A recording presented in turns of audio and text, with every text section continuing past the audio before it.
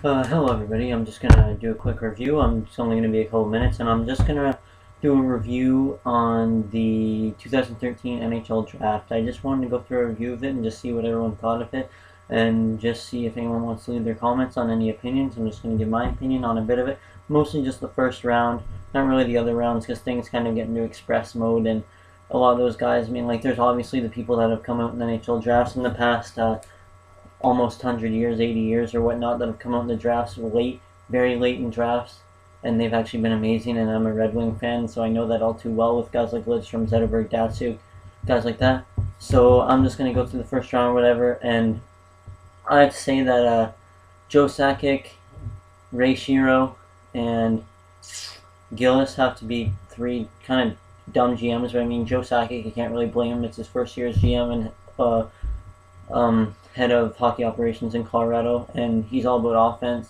But I mean, I don't know. I wouldn't have done what he done, or I wouldn't have done what he did. Sorry, but nonetheless, I'm gonna go through it right now. It started out the way that everyone knew it was gonna start out. Joe Sakic said he wasn't gonna go for Seth Jones. He was gonna, and that basically meant he was gonna go for Nathan MacKinnon as the other one of the number one or number two picks.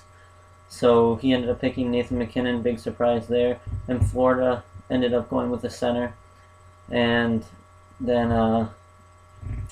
Jonathan Drouin went to Tampa Bay. And I mean, with Steve Yzerman, I don't think that he should have went for Seth Jones. Now, I think that Florida and Colorado should have went for Seth Jones. Now, I thought with Chris Letang turning down that 8-year, $56 million offer, and with Chris Letang saying that he wanted to go play in Toronto if he wasn't going to get anything done with Pittsburgh, I thought it was going to be Colorado or Toronto where Chris Letang was going to go, because Colorado needs the defensive help, and Joe Sakic said he wasn't going for Seth Jones, so I thought maybe that was an opening to get a top 2 or top 4 defenseman in there and not have to spend the money on it in a few years. But reports today, Chris Letang and the Penguins are close to an 8-year, $58 million contract. A little absurd in my mind, but I mean, we'll get to that after talking about more of the draft. Jonathan Drouin went to Steve Yzerman and Tampa Bay Lightning. I thought that was a good pick for them. I don't know if he'll be that good next year, but I can say in the next 2 or 3 years, I think Jonathan Drouin will really develop as a goal-scoring player with hopefully Martin St. Louis plays with him for his last couple years in his career, and he'll be playing with one of the top 3 goal scorers in the NHL currently, so that'll be good for him. Then that's when Seth Jones was taken by Nashville, and Shea Weber and Seth Jones together. Now, no, there's a lot of people that tweeted on TSN today on draft day, and then I even tweeted this, that I thought that Seth Jones and Shea Weber would be a weapon. It'd be really good for Nashville. But Seth Jones went into Nashville. He's going into a broken system right now that's trying to figure things out. Andre Kostitsyn is going to Nashville right now in exchange for a pick that Montreal used today. And Sergei Kostitsyn's really getting it done. Pecorine is a top 5 goalie in the NHL, in my opinion, but I think there's not enough weapons there, and Nashville has always been a team that hasn't had the good goal-scoring ability, and they've always been more about defending their 1-goal leads in games. So I don't think Seth Jones is going to make that much of a difference, and I can see Seth Jones being traded in a couple years. But they're obviously going to see how it works and see what happens. They also got Ryan Ellis there. Ryan Suter's gone, but I mean, they got Ryan Ellis, Shea Weber, and Seth Jones. They got 3 defensemen under 30 years old that are all projected to be really well. In a couple of years, there'll obviously be a pretty good review on what we are going to see from Seth Jones in his career. But it was pretty basic after that, all the way up until Edmonton and Calgary and New Jersey, the 7th, 8th, and 9th pick. Now, Edmonton actually offered Vancouver Canucks for Corey Schneider. They offered Corey Schneider,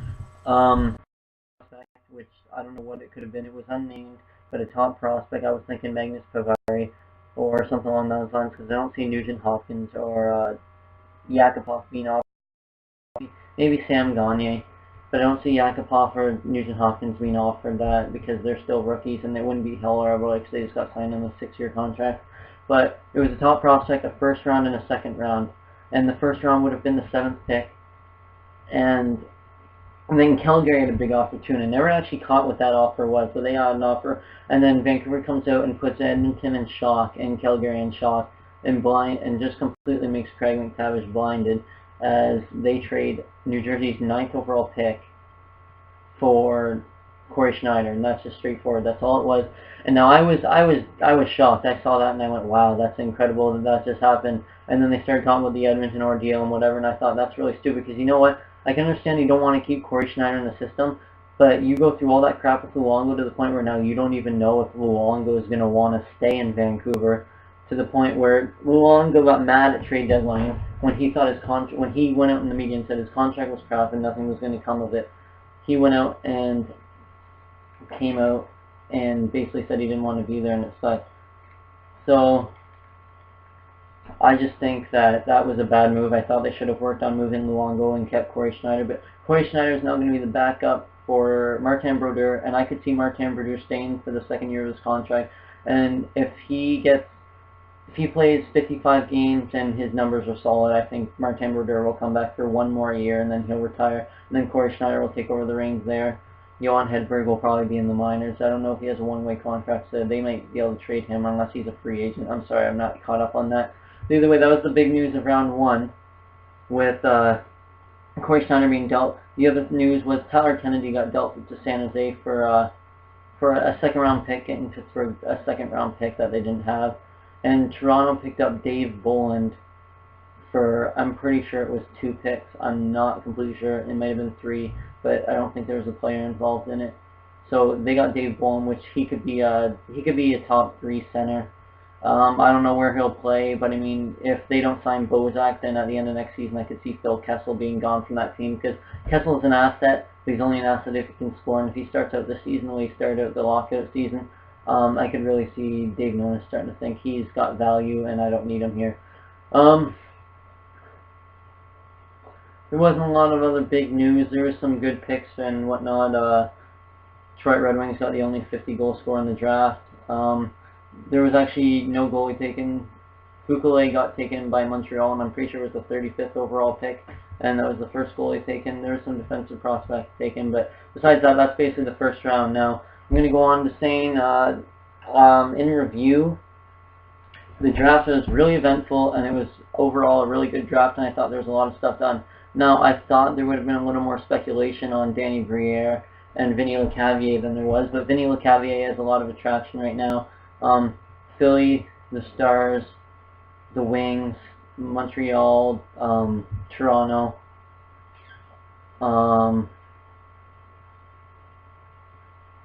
and there's Washington, and then there's I think 2 or 3 more other teams. Then there's 2 teams that haven't been named that have talked to him too. Oh, Calgary is one of them. There's about 10 or 11 teams or 12 teams that have interest in Vinny Lecavalier that's been reported. Danny Briere has been kind of quiet right now. And then there's speculation right now that, what time is it right now? It's currently 11:33, and if Detroit, Montreal, and Anaheim all made offers to the Vancouver Canucks, it's a high buying price, but for Alex Edler, and Alex Edler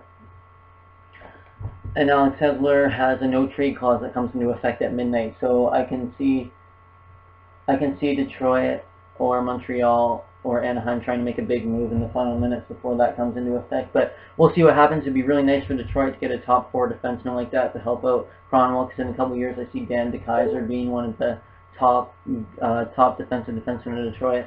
But he'd do a good job in Montreal too. He's a good sized defenseman. He's a big hitter, and he's good defensively, and that'd really help out Montreal with their size issue too. Anaheim, I don't see him being as much as a fit. They're a fast power attacking team, and I think they'd be okay without him. Detroit and Montreal have him more as an asset.